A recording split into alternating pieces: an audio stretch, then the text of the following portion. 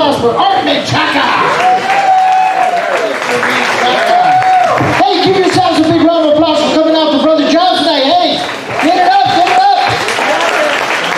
I promised Art that this would be a family-friendly show, but I meant the Manson family, so...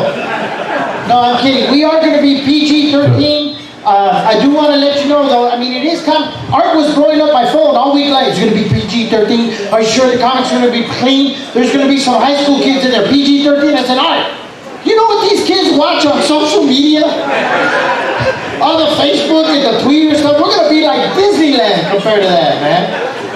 But we do want to give Brother Johns a big round of applause for letting us have this here. Please, please, give that up. You guys clap your hands if you remember when this was the Wildcat House. Yeah, man, this was a place to pick up chicks back in the day. Just think of how many kids were conceived in the parking lot out there. I was here about a month ago. My cousin had a party here. He drives those big trucks, the big rigs, you know, the ones you guys flip off when you're driving down the freeway. And he cut out early to take Social Security. Now he's semi-retired. Oh, thank you. That's a new joke. Thanks to you all. It won't be an old one. All right. Well, I see a lot of my friends from the South Side. If you're Southsiders, make some noise. Make some noise. Look at that. 1, 2, 3, 4. All Latinos. That's enough for a revolution right there, folks. Watch out, crackers. Can you step lightly, crackers? Dad, get back in the car.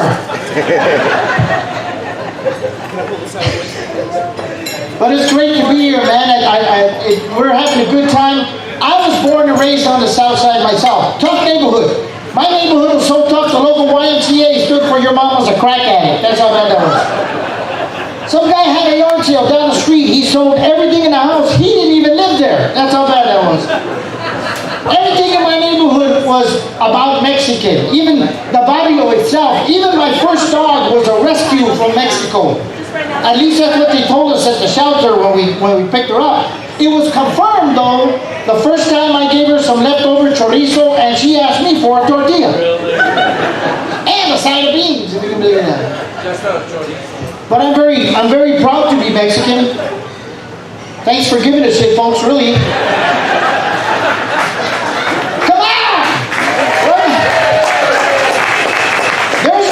Agents here, you can clap.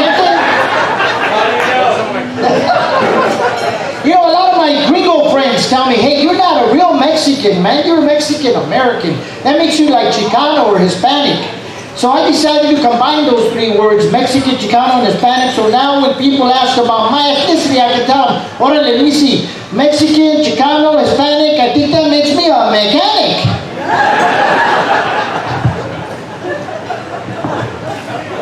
You guys all ready for the holidays? Holidays right around the corner? Yeah, I'm excited because I'm still teaching. This is my 43rd year teaching, believe it or not. Thank you. Thank you very much. And everything that happens at school is a reminder of when I grew up. Like right now we're in the middle of a canned food drive. Remember the canned food drive? You donate the cans for the needy people that aren't going to have a Thanksgiving or not going to be able to eat. And I remember I used to strategically get my mom to donate all the shit I didn't like. Mom, we have like 6 cans of Spam up here. Can we donate all 6? You know, the devil's ham. Remember the devil's ham? Hated the devil's ham. Mom, can we donate the devil's ham? Cream corn. Can we get rid of that, Mom? Onion soup. Can we get rid of that? All that stuff. Vienna sausages. Mom, you know what they look like. Can we throw them in the bag? And we did. I always got an award for bringing in the most cans in a bag. And it felt good to be able to help out the needy. Felt good. You know, at the end of the week, they would take the packages and they deliver them to the family. Saturday morning, they would show up at my house. I didn't know I was one of the needy. Got all that damn Spam back, man. That sucks. And so now, I teach at a K through 12 school. And I had to substitute a 3rd grade class. And it was something happened, an emergency, the teacher had to leave. She didn't leave any lesson plans. Are any teachers in here? Make some noise. Oh yeah, you're real happy with your job, I can tell.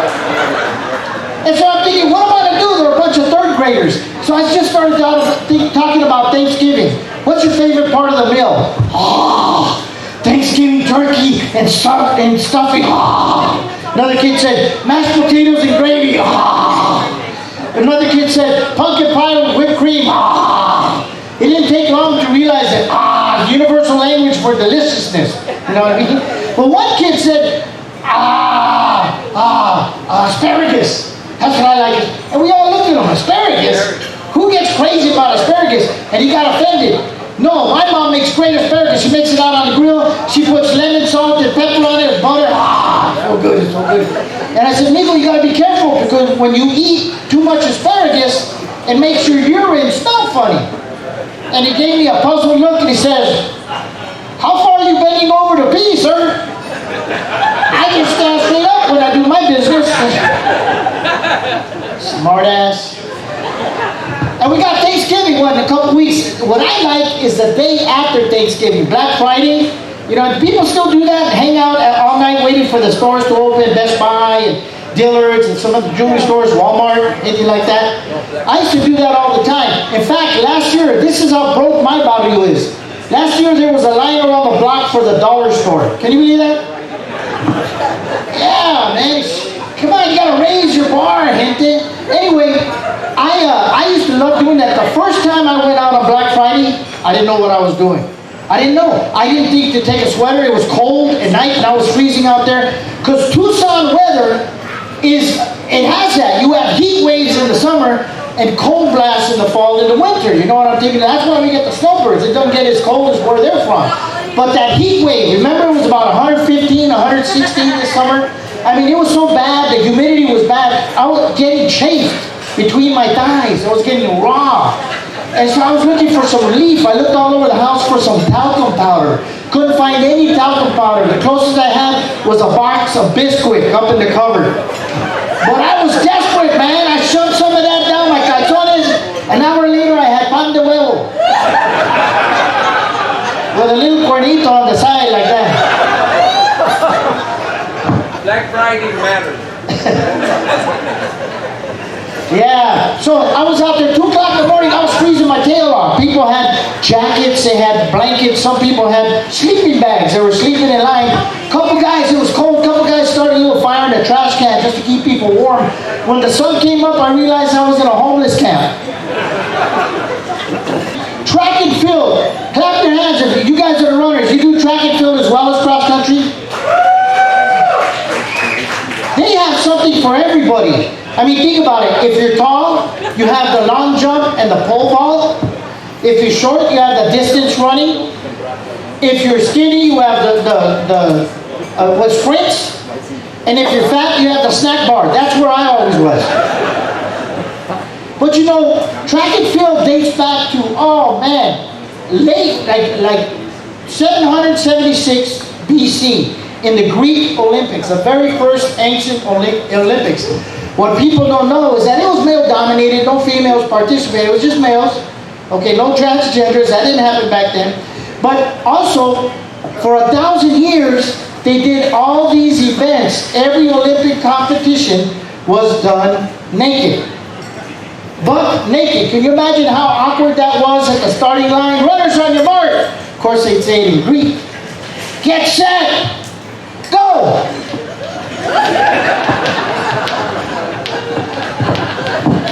And for your older guys, Why are you looking at me? I mean, think about running like that. That had to hurt, man. I got hurt a few times just practicing that shit. Can you imagine the trust you have to have in a relay race to make sure you're grabbing the right baton? The runners would be like this.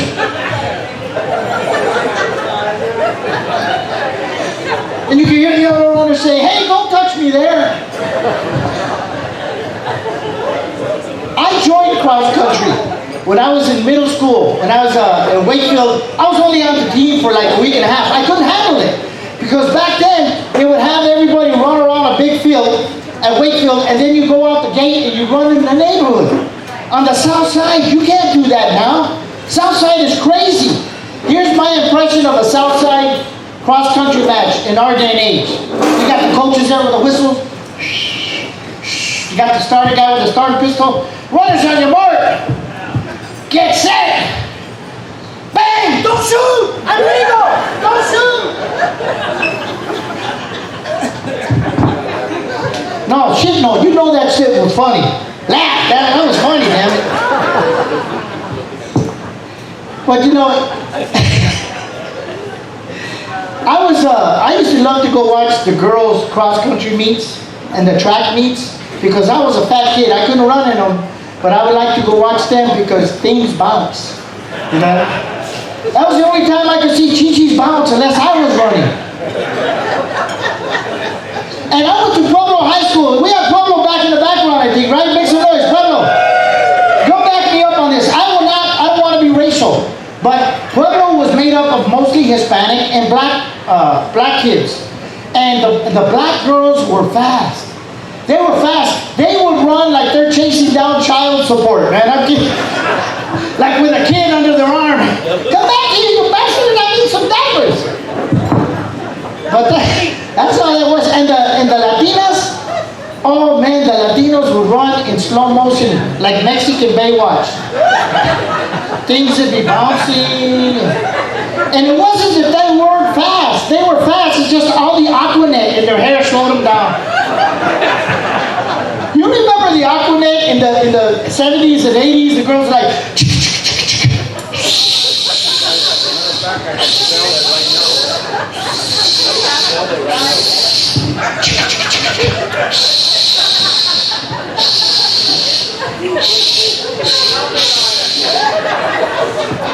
That's how it was. I was a teacher at Sunnyside High School, and I don't know if Raul Nido was here yet. He was supposed to make it. He was a principal at Sunnyside High School. That's how he would keep cholas from fighting in the hallways. You know, with Aquanet. Because they'd be there with their uñas, with their nails out. They'd be all sharpened and everything. I'm going to kick your ass, puta! And he'd come out. And he'd be like, I can't move! Help me! Help me! We'd pick him up and take him to the office. Man, it was funny. But we got some old guard here. We got some old guard. Benito, Lazo in the back. Stand up, Benito. So everybody, no, I said stand up. Stand up. Larry Martinez. Over here, where are you at? Larry? Art Menchaca. Some of the old school. Mario Castro, who's one of the kings of cross country. Where are you, Mario? Yeah, there you go. They're the reason we're still running. And again, rest in peace, under Coach Milky, who was an awesome coach for all these guys. They're the reason we got Emiliano Caldera. It's doing some fantastic things. I wrote a movie for Benito Lazo. He's got an interesting story. In fact, the shirt is part of his story. So if you get a chance, jog with him for a little bit. One of the scenes dealt with track meet or a cross country. I couldn't figure out what I wanted to do. It was going to depend on how many kids we got. We didn't get a lot of kids. We had about 10 or 11, okay? And at the end, we did some shots at the end. I said, hey, we're going to do a fun one. We're going to do a fun shot. We're going to get all lined up. The majority of them were Hispanic kids. We're going to get all lined up, and we're going to just have a race. The minute I said that, man, they took this stuff seriously. They looked at each other like there's money involved. You know what I mean? They just they were mad dogging each other. Who am I going to beat? Who am I going to beat? So we got there. They got there at the starting line. Runners on your mark.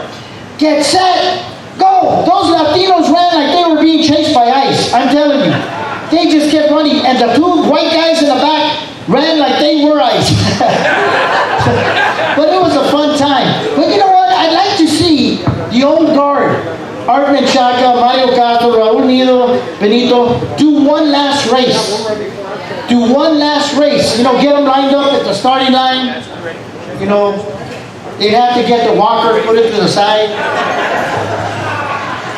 But they're there at the starting line. Runners on your mark. Get set. Porque somos viejitos. We're old now. And I include myself. I'm not much younger than Benito Lazo or Andy Reese or any of them. I mean, we're at the age where acid reflux is a flavor. You know what I'm saying? Oh, it's bad. And all these guys, they were studs back in the day. I mean, they were buff, and now they're buffet. But you know, you get to be a senior citizen, which I am. I know, I see a lot of the gray hair. It's like 50 Shades of Gray, like that movie in here. That's cool. But you know what I'm talking about, man? Your exercise changed. We still go to the gym, but we can't work out like we used to. I mean, the only time I do stomach crunches nowadays and when I'm constipated. That's it. And if it's a public toilet, I'm doing squats. I do burpees at the table. I do bench press to get my wife off me. And lunges when I have a prostate exam.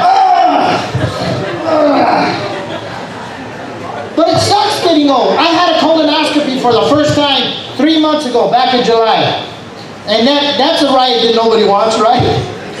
Back in the summertime, man. But it was good that I had it. You know, everybody should have one of those because it is a safe precaution. They found 3 polyps in the Epstein files. And Mario Castro, your name is on it. I'm just saying. But it sucks, man. It does. I went to the doctor the other day. He told me I had diabetes. Oh, man, I was bummed out. Diabetes. And he says, you just got to watch your A1C. I said, how bad is it now? He says, it's A1 sauce. But you know what? I shouldn't have been surprised because diabetes runs in my family. My cousin, Freddie Alvarez, give him a big round of applause. Hey. He's not diabetic, but he's my cousin. But he'll attest to this. It runs in the family. My siblings have diabetes. We've had cousins that have lost their eyesight or lost a toe. We had a cousin last year that lost their entire left side from their thigh all the way down to the foot. Had to have it amputated because of diabetes. And yeah, that's about a year ago. I mean, granted, he's still alive, but he's on his last leg. Anyway, you can laugh at that. That shit was funny.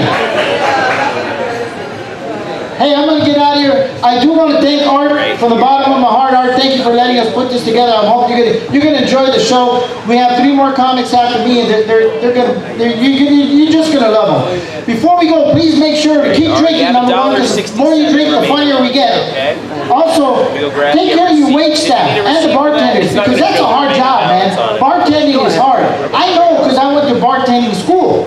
You know, you have to memorize the old drinks, the whiskey sours, the Singapore slings, the Tom Collins, and now they have all these risque names. You know, for drinks, they have like Sex on the Beach, Slow Comfortable Food, Buttery Nipple, the Blow Job. I'm sorry about that. But some of these drinks are fun to make, you know, and they encourage you, hey, practice as much as you can. So I had a party, and I was bartending, and I was going crazy bartending, and I had a little break. I said, honey, how would you like a screaming orgasm? My wife says, why? Is the pool